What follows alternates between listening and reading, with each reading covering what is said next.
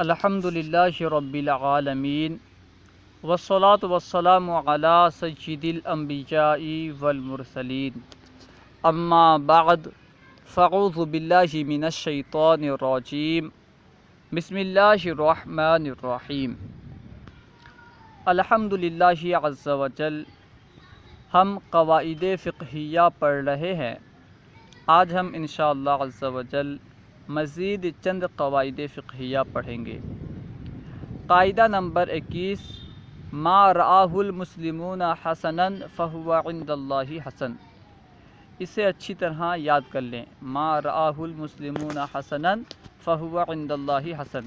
ترجمہ: جس چیز کو مسلمان اچھا سمجھتے ہیں وہ اللہ کے نزدیک بھی اچھی ہے۔ وہ چیز جسے مسلمان اچھا سمجھتے ہیں، اچھا جانتے ہیں، وہ چیز اللہ سبحانہ و تعالیٰ کے نزدیک بھی اچھی ہے۔ اب مثال دیکھیے۔ مثال یہ حضرت ابن عباس رضی اللہ تعالی عنہما کا قول ہے۔ یہ جو عبارت ہے ما رآہ المسلمون حسنا فہو عند اللہ حسن، یہ ابن عباس رضی اللہ تعالی عنہما کا قول ہے، اور اس قدر عمدہ اور جامع ہے کہ اس کے تحت وہ تمام امور آ جاتے ہیں جنہیں مسلمان حضور علیہ الصلاۃ والسلام کے دور مبارک میں یا ان کے بعد اچھا سمجھ کر کرتے آئے ہیں۔ بہت ہی جامع اور عمدہ قول ہے۔ اس قول کے تحت وہ تمام امور آ جاتے ہیں، وہ تمام معاملے آ جاتے ہیں جنہیں مسلمان حضور صلی اللہ تعالی علیہ وسلم کے دور مبارک میں یا آپ صلی اللہ تعالی علیہ وسلم کے بعد اچھا سمجھ کر کرتے آئے ہیں۔ جیسے ایصال ثواب۔ ایصال ثواب مسلمان اچھا سمجھ کر کرتے ہیں، یہ بھی اس قول کے تحت داخل ہے۔ میلاد و قیام، مسلمان میلاد اور قیام کو اچھا سمجھتے ہیں، یہ بھی اس قول کے تحت داخل ہے۔ اس طرح 11ویں شریف، 12ویں شریف، اس طرح تیجا وغیرہ، یہ سب اس میں داخل ہے۔ اعراس بزرگان دین، بزرگان دین کا جو عرس ہوتا ہے یہ بھی اس میں داخل ہے، کیونکہ مسلمان اسے اچھا سمجھتے ہیں۔ اس دن جاتے ہیں اور مزارات کی زیارت کرتے ہیں، وہاں دعا کرتے ہیں، اسے اچھا سمجھتے ہیں، یہ بھی اس قول کے تحت داخل ہے۔ اذان سے قبل و بعد درود شریف، اذان سے پہلے اور اذان کے بعد درود شریف پڑھنا، مسلمان اسے اچھا سمجھتے ہیں، یہ بھی اس قول کے تحت داخل ہے۔ یعنی وہ تمام امور، وہ تمام معاملات جسے مسلمان اچھا سمجھ کر کرتے آئے ہیں، وہ سب اس قول کے تحت داخل ہیں۔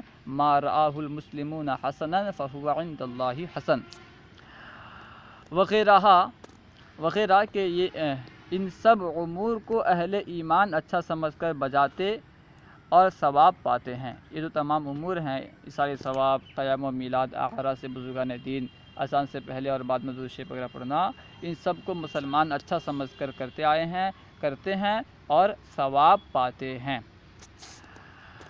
قاعدہ نمبر 22، المباشر ضامن وان لم یتعمد۔ ترجمہ: کام کو انجام دینے والا ضامن ہوتا ہے اگرچہ عمدن نہ کرے، اگرچہ قصدن نہ کرے۔ المباشر ضامن وان لم یتعمد۔ مثال: اگر کسی نے بغیر وجہ شرعی، یعنی بغیر شرعی وجہ کے کسی کا مال تلف کر دیا، کسی کا مال ہلاک کر دیا، ضائع کر دیا، تو اسے اس کا ضمان دینا ہوگا۔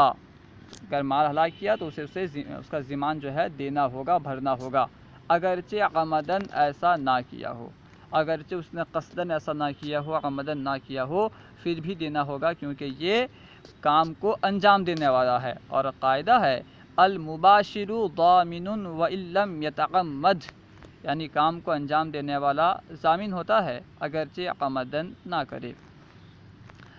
قاعدہ نمبر 23، المباح یملک بالاحضار۔ ترجمہ: مباح چیز قبضہ کر لینے سے ملک میں آ جاتی ہے، یعنی وہ چیز جو کسی کی ملک میں نہ ہو، مباح چیز ہے، اسے قبضہ کر لینے سے، جمع کر لینے سے وہ چیز ملک میں آ جاتی ہے۔ جمع کرنے والا جو ہوگا، قبضہ کرنے والا جو ہوگا، وہ اس کا مالک کہلائے گا، وہ چیز اس کے ملک میں آ جائے گی۔ مثال: کسی نے کنویں یا بارش کا پانی اپنے برتن میں بھر لیا، یا کسی غیر مملوک پرندے یا جانور مثلا جنگلی کبوتر، ہرن، مچھلی وغیرہ کو پکڑ لیا، تو یہ تمام چیزیں اس کی ملک میں آ جائیں گی۔ ٹھیک ہے، کسی نے کنویں کا پانی اپنے برتن میں بھر لیا یا بارش کا پانی بھر لیا، اس طرح غیر مملوک پرندے کو پکڑ لیا، ٹھیک ہے، تو یہ سب اس کی ملک میں آ جائیں گی۔ قاعدہ ہے، کیونکہ قاعدہ ہے المباح یملک بالاحضار، یعنی مباح چیزیں جو ہیں یہ قبضہ کر لینے سے ملک میں آ جاتی ہیں۔ قاعدہ نمبر 24، من شک هل فعل شیئا ام لا فالاصل انه لم يفعل۔ ترجمہ، کسی کام کے کرنے یا نہ کرنے میں شک ہو تو اصل یہ ہے کہ وہ کام نہیں کیا گیا۔ کسی کام کے کرنے میں یا نہ کرنے میں اگر شک ہو، یہ کام میں نے کیا یا نہیں، اس میں اگر شک ہو، کرنے نہ کرنے میں اگر شک ہو، تو اصل یہ ہے کہ وہ کام نہیں کیا گیا، اس کام کو پھر سے کیا جائے۔ مثال، اگر کسی کو نماز پڑھ لینے یا نہ پڑھنے کے بارے میں شک ہو تو وقت باقی ہونے کی صورت میں اعادہ کر لے۔ اگر وقت باقی ہے تو اسے چاہیے کہ اعادہ کرے، ٹھیک ہے۔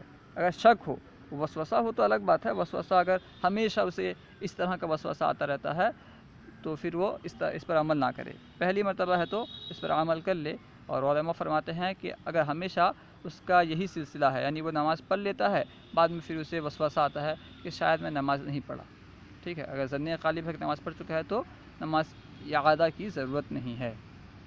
خیر، اگر کسی کو نماز پڑھ لینے یا نہ پڑھنے کے بارے میں شک ہو تو وقت باقی ہونے کی صورت میں اعادہ کر لے، یعنی پھر سے نماز پڑھ لے۔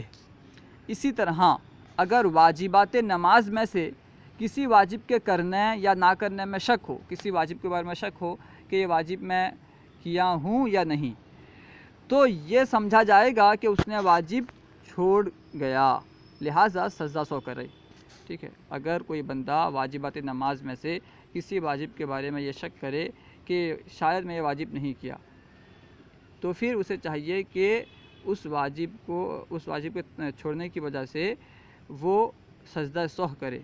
اگرچہ واجب کے چھوڑنے کا یقین نہیں ہے، شک ہے، تو یہی مانا جائے گا کہ اس نے اس واجب کو نہیں کیا، چھوڑ دیا ہے۔ اور ظاہر سی بات ہے، اگر کوئی بندہ واجب چھوڑے تو سجدہ سہو کرنا پڑتا ہے، اسی وجہ سے وہ سجدہ سہو کرے گا۔ وہی بیان کر رہے ہیں، اسی طرح اگر واجبات نماز میں سے کسی واجب کے کرنے یا نہ کرنے میں شک ہو تو یہ سمجھا جائے گا کہ اس نے واجب چھوڑ گیا، لہٰذا اسے واجب چھوٹ گیا، لہٰذا سجدہ سہو کرے گا۔ اسی طرح اثناء وضو میں کسی رکن کے ادا کرنے یا نہ کرنے کے بارے میں شک ہو تو اس رکن کا اعادہ واجب ہے۔ اگر وضو کے درمیان، وضو کے دوران کسی رکن کے کرنے میں یا نہ کرنے میں شک ہو تو اسے چاہیے کہ اس رکن کو پھر سے کرے۔ قاعدہ نمبر 25، المرء یعامل فی حق نفسہ کما اقر بہ ولا یصدق علی ابطال حق الغیر ولا بالزام الغیر حقا۔ ترجمہ، کسی کے اقرار سے اس کی اپنی ذات کے بارے میں معاملہ برتا جائے گا۔ اگر کوئی بندہ کوئی اقرار کرتا ہے اور اس اقرار کا تعلق اس کی ذات سے ہے تو اس پر عمل کیا جائے گا، معاملہ برتا جائے گا، اور دوسرے کے حق کو باطل کرنے میں اس کی تصدیق نہیں کی جائے گی۔ اگر کسی کے اقرار کی وجہ سے دوسرے کا حق باطل ہوتا ہے تو دوسرے کے حق کے باطل ہونے کے معاملے میں اس کی تصدیق نہیں کی جائے گی، اور نہ ہی کسی غیر پر کوئی حق لازم کیا جائے گا۔ اگر کسی بندے کے اقرار کرنے کی وجہ سے کسی غیر پر کوئی حق لازم آتا ہو تو اس معاملے میں اس کے اقرار کو نہیں مانا جائے گا اور غیر پر کچھ لازم نہیں کیا جائے گا۔ مثال، اگر کسی مجہول النسب عورت نے، یعنی ایسی عورت جس کا نسب معلوم نہ ہو، معروف نہ ہو، اگر کسی مجہول النسب عورت نے کسی شخص کی لونڈی ہونے کا اقرار کیا، اگر کوئی مجہول النسب عورت یہ اقرار کرے کہ میں فلاں کی لونڈی ہوں، اور اس شخص نے اس بات کی تصدیق بھی کر دی، جس کی لونڈی ہونے کا وہ اقرار کر رہی ہے، وہ شخص اس بات کی تصدیق بھی کر دے تو وہ عورت اس کی لونڈی شمار کی جائے گی، کیونکہ لونڈی ہونے کا تعلق اس کی ذات سے ہے۔ لیکن عورت کے اس اقرار سے اس کے شوہر کا نکاح باطل نہیں ہوگا۔ عورت کے اس اقرار کر لینے کی وجہ سے ہم اس کے شوہر کا نکاح باطل قرار نہیں دیں گے، کیونکہ اگر ہم شوہر کا نکاح باطل قرار دیتے ہیں تو اس کے اقرار کی وجہ سے گویا کہ دوسرے کا حق باطل کرنا لازم آئے گا، جو کہ درست نہیں ہے۔